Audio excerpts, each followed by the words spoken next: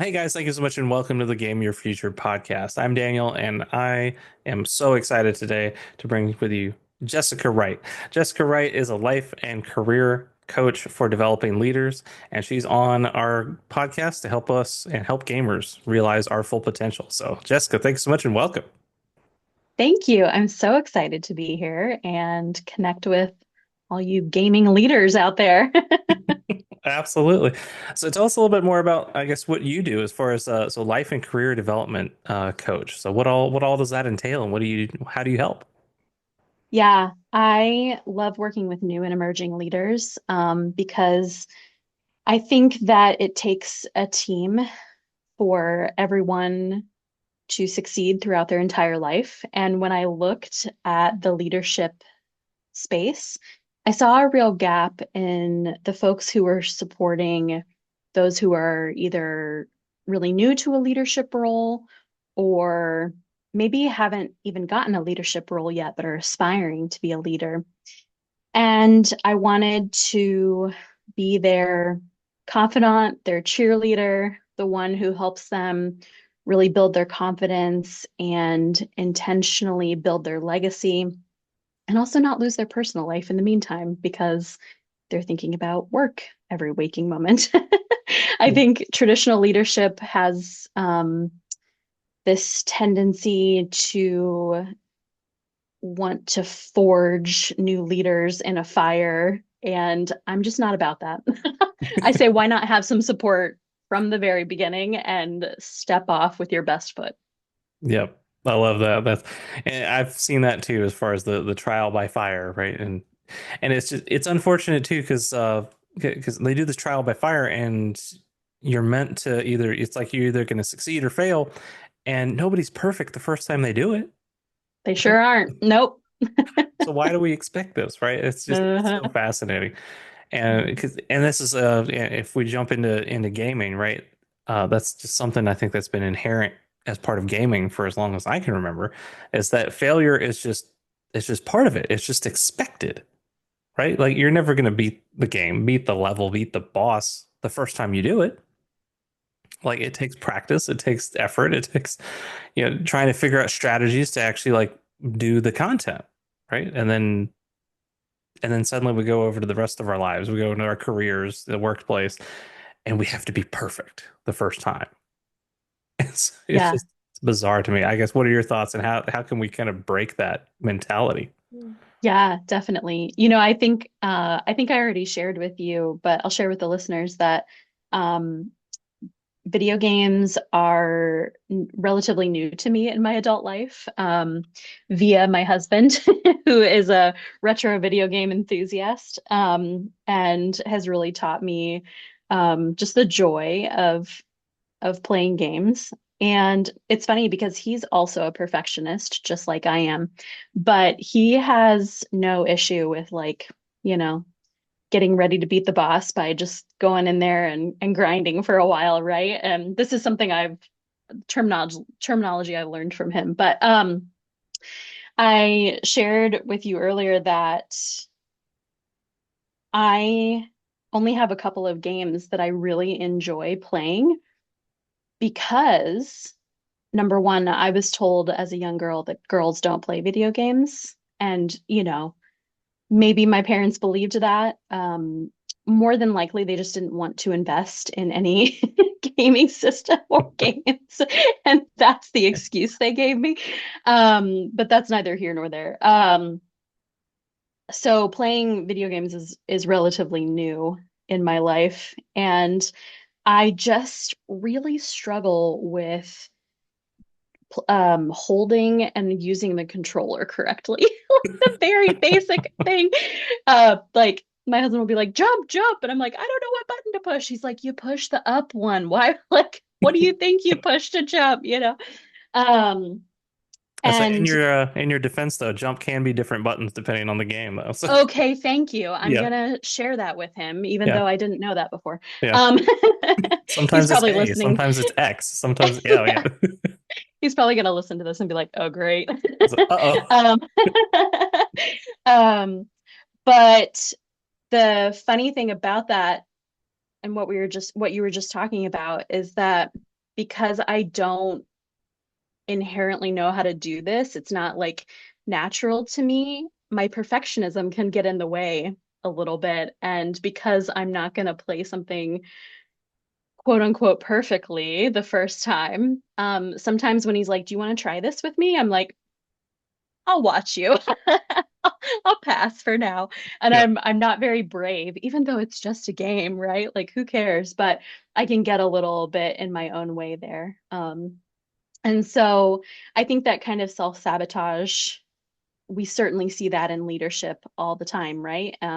With new or more seasoned leaders. Often the thing that is in our way is ourself and just being confident and brave enough to give it a try or to have the courage to brainstorm with your team about something or, maybe take a path that is less tested because we're just worried about how we're going to look in the process or that we're not going to have enough skills to make it happen. Yeah, and that's I think it's comes from this corporate kind of mentality that's just happened, for decades at this point where you can't show that weakness, I guess. You can't be seen as someone that's, potentially incompetent, right? Because Hmm. oh no, that puts my job in danger. Sure. So saying that you're wrong is the worst thing you can do in the world. And then Yeah. saying that I don't know is almost just as bad. Yikes. Yeah. Yeah. Yeah. Total yikes. Hmm. But it's just so weird to me that that's when you get past like some of those, issues, like, people tell you it's like, oh, well, you can grow much better and faster if you're willing to, whether it's owning up to your mistakes and learning from them, and just, simply asking questions, just trying to like gain the knowledge is a huge, right? So it's just saying, I don't know, can you help me understand, is needed. But there's so many of these corporations that just didn't understand or didn't accept that, right? But what I find very interesting is that gamers, we do this all the time, right? We go into a game, we don't know what we're doing, right? When we first start the game. So, having played years and years of games myself, it's like I go into a new game, it's like, okay, but it's a new game. It's like, all right, how does this one work? Right. And there might be similar games. So it's like, all right, well, this button does this. And like, so kind of like what you say, like being brave enough to just try everything, like hit all the buttons, see what they do. And then you'll kind of find those kind of patterns to be like, okay, this is like this is like this. And then, okay, now I can move forward and actually attack the enemy. Yes. That brings up a word for me, and that word is curiosity. Mm.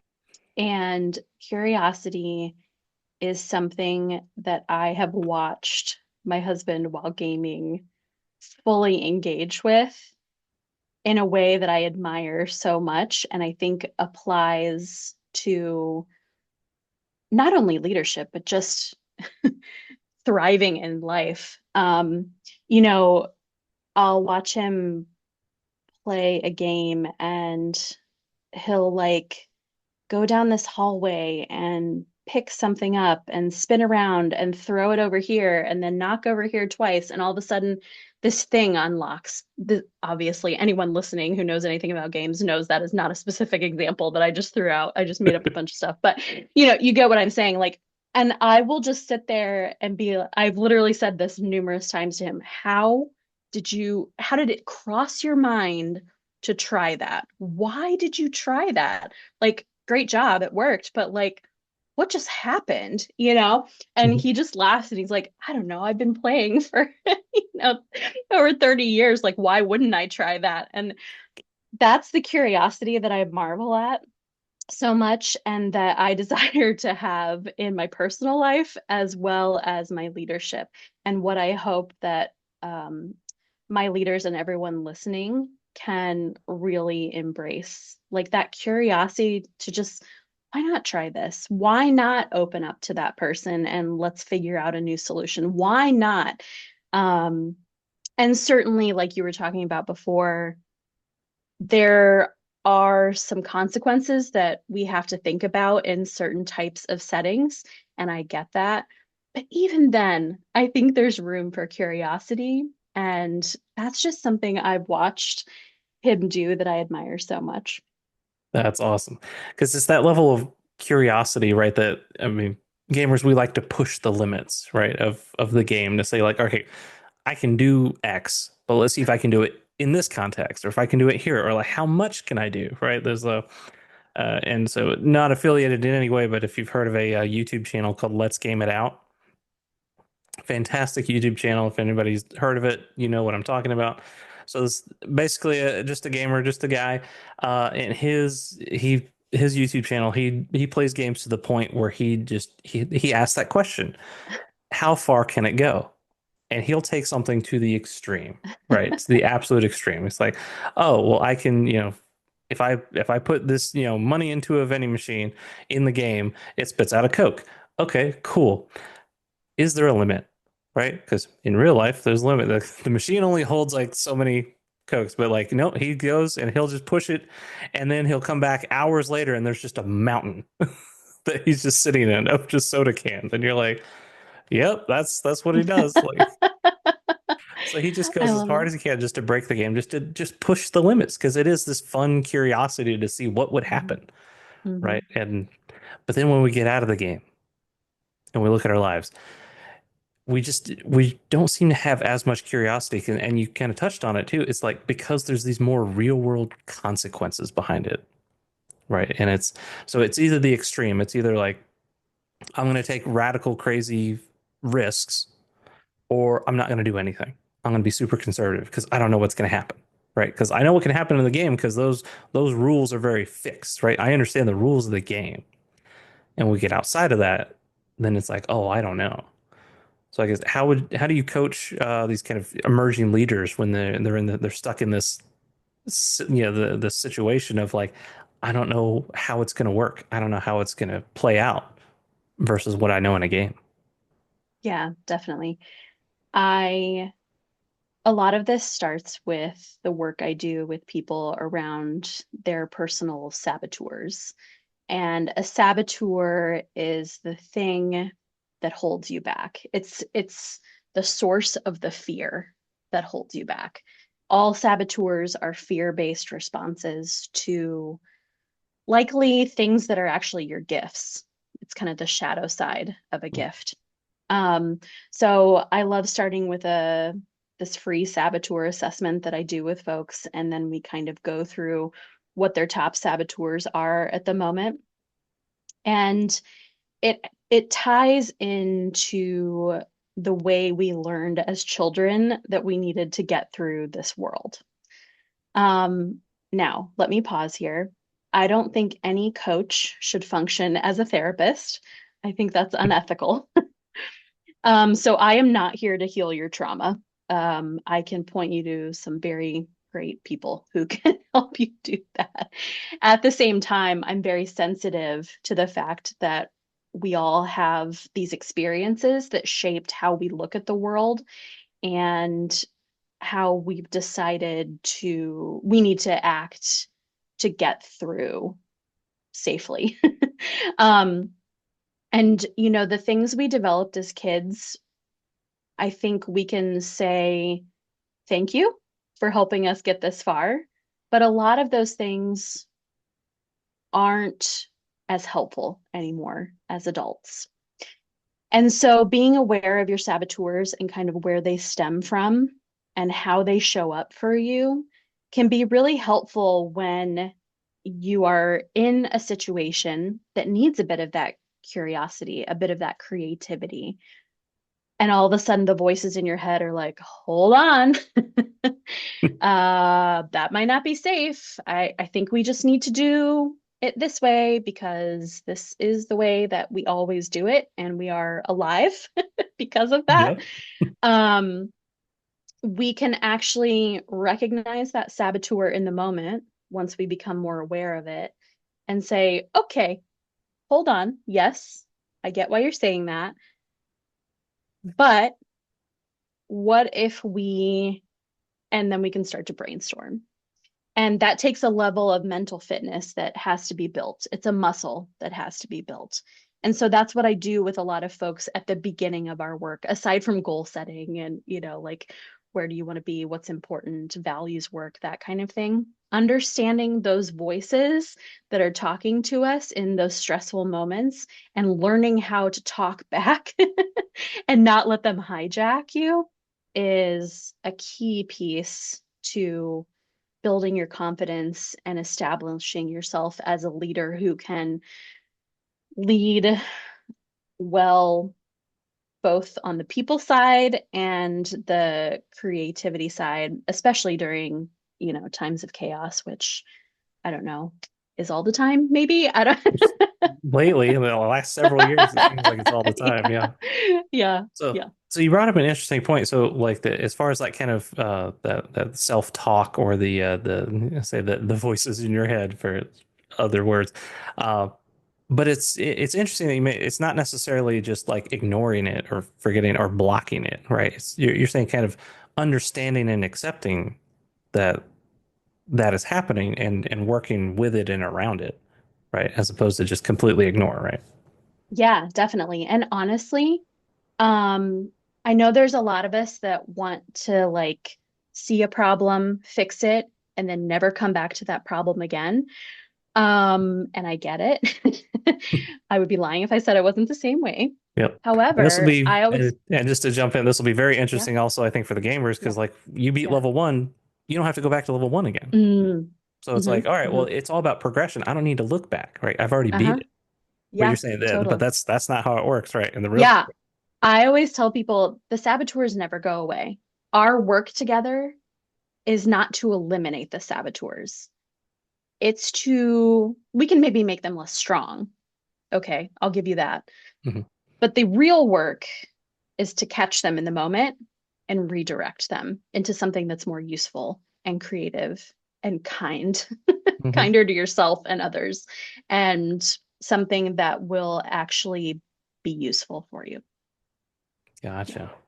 So we're always we have our saboteurs. They're a part of us, right? Yeah. And it's really just understanding and accepting that, and then Yeah. being able to work with it, right? Yeah. Because, like I said before, they're the fear based response to what you're actually good at. So, for example, um, my top saboteur is hypervigilance. This comes from a childhood of a bit of chaos, some medical chaos in my family. And now I'm a military spouse. So I'm always thinking about worst case scenario. And I've got 5 plans for every one of those scenarios that I have come Oh up with in man. my head. Yep. I'm super good at it. I'm very organized. I'm the person you want in a crisis. Now, talk to me a week later, and I've totally melted down. And, but in the moment, girl can get it done. I've got it Gotcha. figured out. Um, so those are those are strengths to have. That's great. Like, For sure. you know, if especially if your strength is not being super organized or calm in chaos, like you probably want to be friends with me.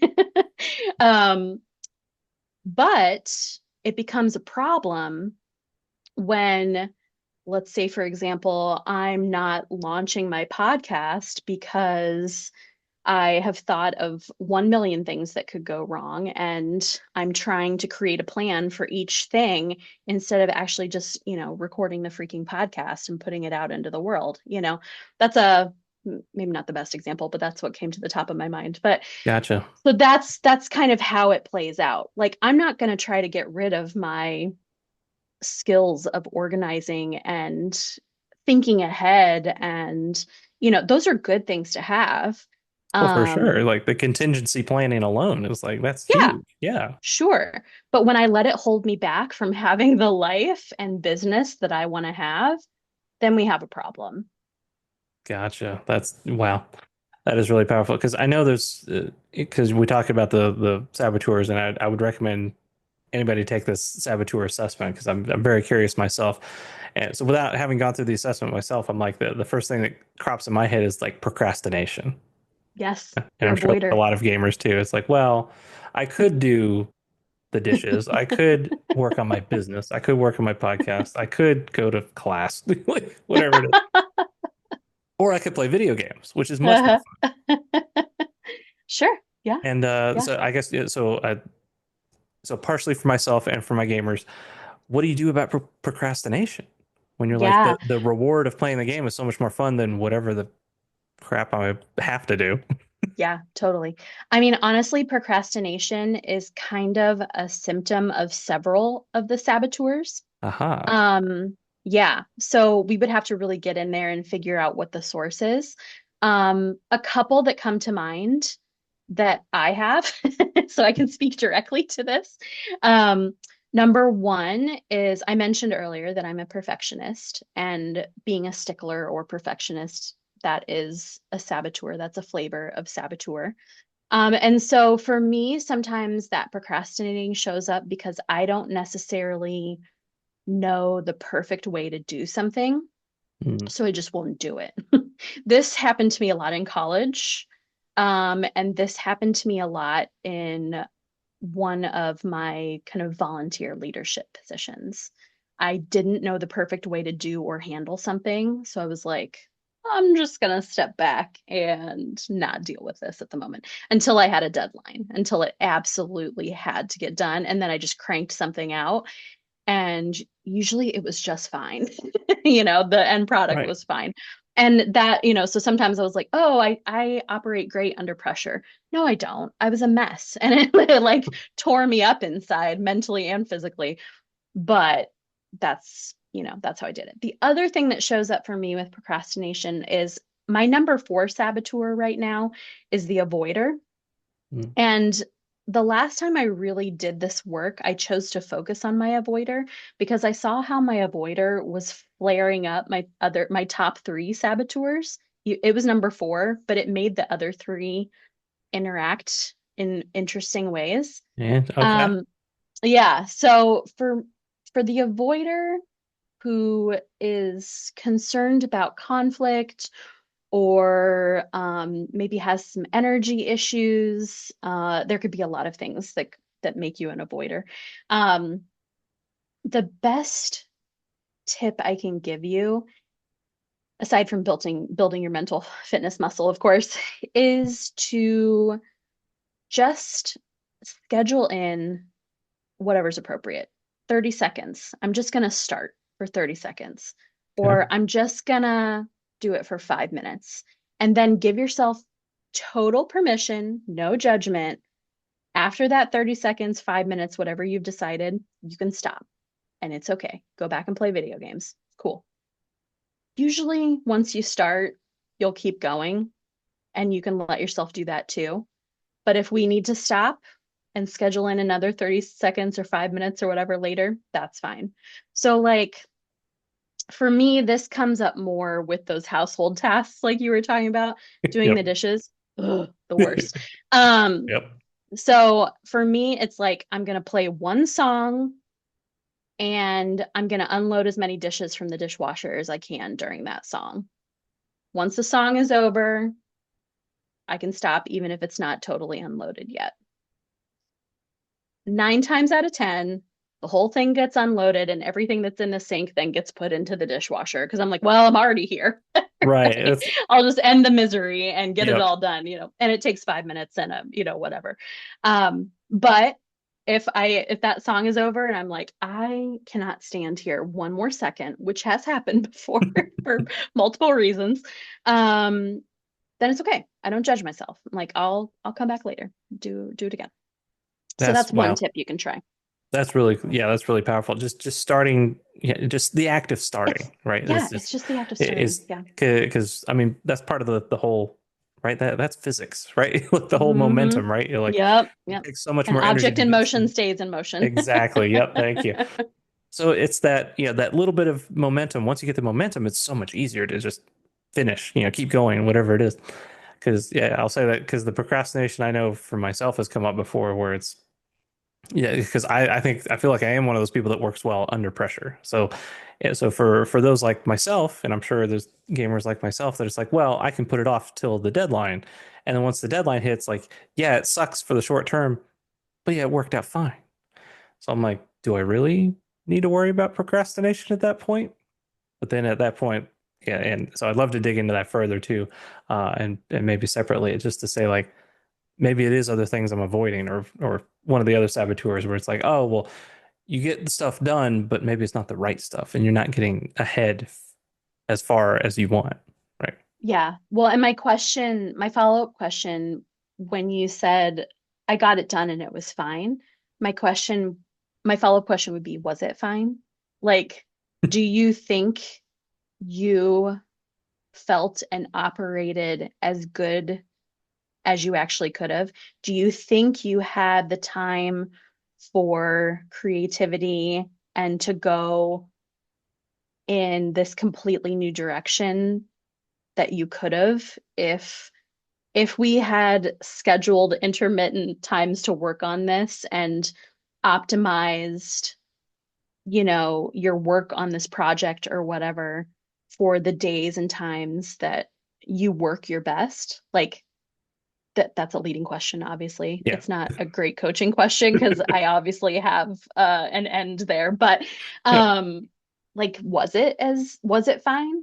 I mean, it probably was fine, but Right. And was is the other fine enough? right, and that's the other question is like when is fine good enough, right? And Hmm. there's plenty of circumstances, and we talk, like the work environment, right? The in a corporate environment, like sometimes good enough is good enough, and they just move on, and you're It on to the next usually thing. is. Yeah, Because it usually because there's is. always like 20 fires that you could be putting out at any given time. Yeah. And so that was I think the biggest challenge for me in corporate was like it was so reactionary.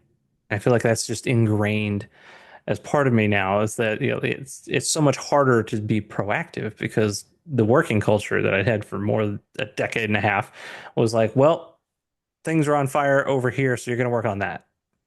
We're going to fix that. And then any time where it was like preventative, it was never celebrated. It was never prioritized. It wasn't anything. It was just like, oh, you did that. Okay, I guess.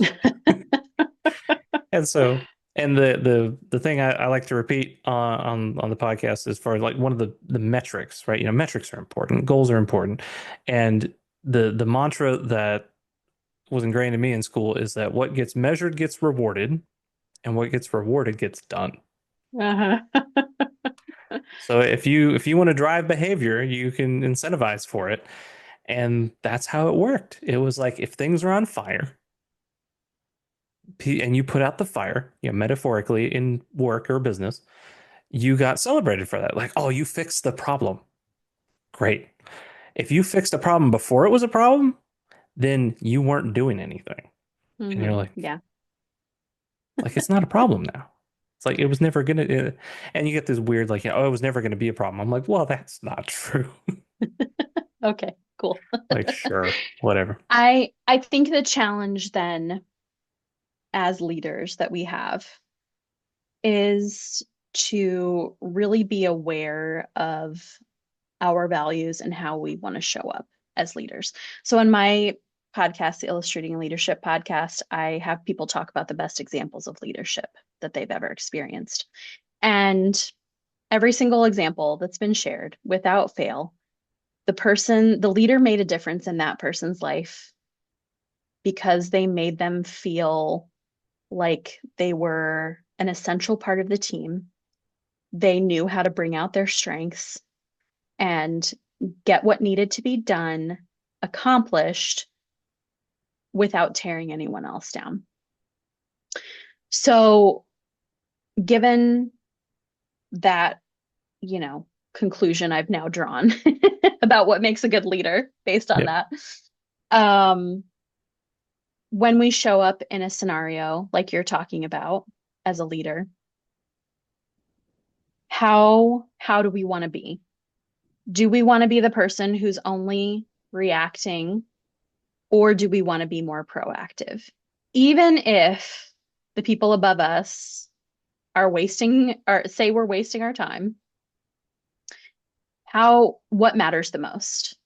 Sure, keeping our job is important, or maybe it's not. Maybe it's time to move on to something else, but that's a Yeah. different story, right? That's a separate That's discussion, what I but work it's with. something to think of. It's Yeah. a good question to ask for sure. It's like if, And I know there's some privilege there, right? Like we can't all switch jobs all the time. So I'm yeah, not, this is a nuanced conversation that for maybe sure. we have another time. But how do we want to show up? How do we want to be? I think that we want to be the person who is proactive and makes our team feel good and gets the work done because everyone is operating from their place of strength and feels included. And we are working not at a deadline, last minute pace, but we are just consistently putting in solid, creative efforts to accomplish whatever the mission is. That's kind of how I feel about Yeah, that. to just to avoid those kind of the extreme moments that because that'll lead to like burnout, right? It's like, all right, we're So just gonna much, yeah. blast this as hard as we can, as fast as we can. Hmm. It's like, okay, now we get a breather, and then it's like, and then suddenly something else comes up, and you're Yep, like if yep, we had level loaded this, if we were just doing like a little bit at a time, it wouldn't be this bad. But yep. That's how people end up with, PTSD from some jobs. Like, yeah, truly, like it's just I had a job right out of college that I wasn't necessarily in a leadership role, but we were always dealing with some issue. And I came in and put in systems that would keep us from having to deal with these same issues over and over again as they applied to my specific, role. And some of the people I worked with were like, thank goodness, and like adopted them openly yep, and, worked with me so well on that. And some people, usually the ones who had been there for a really long time, and this is the way we do things, hmm, not totally always them, but usually always them, just couldn't figure it out. They like on the surface were like, "Oh, great. This is a thing we do now." But then the minute something, went awry, it was like, "Everything's on fire. Jessica, please fix it and put it out." I'm like, "Well, yeah, okay, because if I don't, someone else's experience is going to be really bad, but let's remember next time." It's yeah. it's That's it's tricky. It is, and that's the other frustration I think with kind of the work environment too has been, uh, I guess the value, like being valued for the work, especially if it is like this kind of proactive work, right? We talked a little bit about, but because I had an example where I had so trying to get some some kind of a data set that I needed to for a boss, and I was like, all right, we need like X, Y, and Z. And I looked at it, I'm like, why? Like, it's like, well, that's what management wants. I'm like, no, they don't. 'Cause I could think, I was like, like, I kind of knew where they were headed. Like, I could see it, like, being like, the lower, like mid-level manager. I was like, yeah, that's not going to be helpful for them. They need A, B, and C. They don't need X, Y, Z. It's like, well, they asked for X, Y, Z. I'm like, so even though like I could prepare the ABC data set and I was like, this is what they need. And my boss was like mad at me. It was like, no, that's not what they asked for. I'm like, but it's what they need. It's what they actually want behind the want. Yeah. Yeah. Yeah. And sure enough, I was like, nope, you got to give me XYZ. So like, with had to go around with my team, get the data that they asked for. And so it's so sad because like, without trying to tell people that, like this is going to be worthless. So like, I knew I was confident. I was like, this is going to be worthless, but did the work, got it turned in a week later. Hey, so we actually need ABC data set. I'm like, no kidding. Like, Yeah, and I think like in those situations, the best you can do is have the difficult conversation, right? Um, and then in some scenarios, we are an employee. Um, but we hold on to how we want to show up, how we want to show up yep, in that moment. I'm sure you always wanted to be the person who provided the most helpful solution, and you tried. You yeah, tried to do right. that. And That was the so challenge. It's that's like a I want to be success. helpful, and I know Yeah. this is going to be more helpful than what you're asking. And then it's like, Yeah. nope.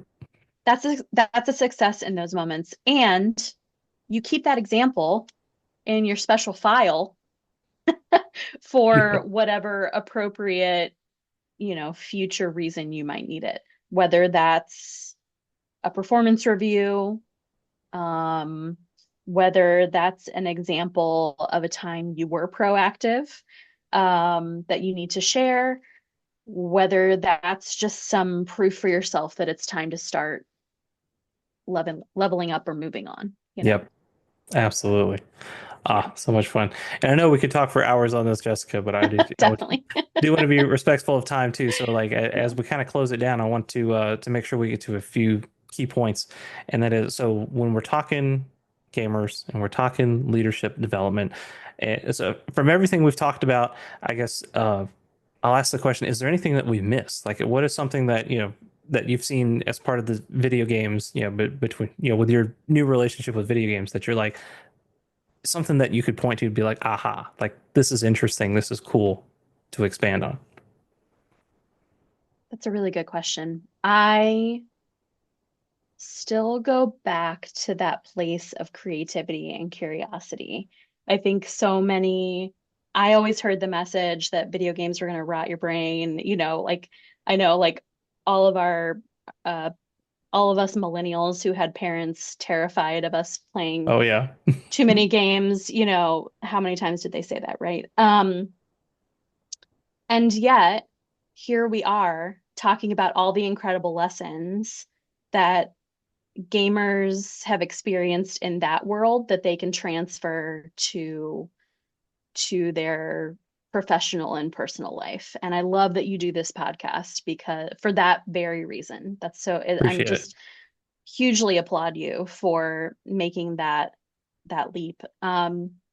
Because it is so important to see the places in our life where we have an opportunity to practice creativity and curiosity in a safe space so that we can go out into those riskier real life situations and be brave and do the work that matters to us in a way that lifts people up and makes the world a better place. Like, huge bravo to everyone who's doing that. Exactly. So yes, so gamers use these games, use, your creativity that you're building inside of games and bring that outside, bring that to your work, bring that to your personal life because it's just so magical to be able to use these same kind of skills because at the end of the day, you're you, right? You're a gamer. You also could be a working professional, business owner, and then, in relationships, you're whether it's wife, husband, girlfriend, boyfriend, whatever, you bring in yourself to that. So you can really live into that energy, that creativity. And I love that. Yeah, Awesome. this is so cool. Thanks for letting me come on and chat with you. Absolutely. Oh, thank you so much, Jessica. And so Jessica, where can we learn more about you and the work you do as far as Yeah, being a leadership coach? yeah, definitely. So you can go to my website, jessicawright.online. The best place to hang out with me is on LinkedIn. I love it over there. It's not the LinkedIn of 10 years ago. We're Ah, okay. we're we're cool now, I We're promise. we're better now. Yeah, we're way better. I hear the desperation in my voice trying to get Yeah, people over to LinkedIn. right. But yeah, you can find me over there, Jessica Wright. And I'm sure we'll link all that stuff. Yep. But take the saboteur assessment. I'll be in touch then, and it's free, takes 3 to 5 minutes, and you learn so much about yourself. That's great. And that's something that we can add in the show notes, I believe, too, Jessica. So check Cool. down below description. We'll have the saboteur assessment so you can find out what saboteurs you have that are holding you back so that you can break through. Awesome. Gosh, thank you so much, Jessica. Thank you for being on. And everybody listening, watching, definitely let me know what you thought. And if you're interested to learn more and you want to have Jessica back, definitely let me know too, because we could definitely do that. Guys, this has been so much fun. Thank you so much. Thank you so much for watching. Thank you so much for listening. And remember, guys, actually, I almost forgot. I almost forgot. You guys can tell me in the comments. I almost forgot. There's one more question. One more question, Jessica. Oh no. What is your favorite video game? Oh, I love that you asked this. So I call it Bubbles because I'm so bad at remembering the name. Mhm. Give me a second. It's actually called Puzzle Bubble.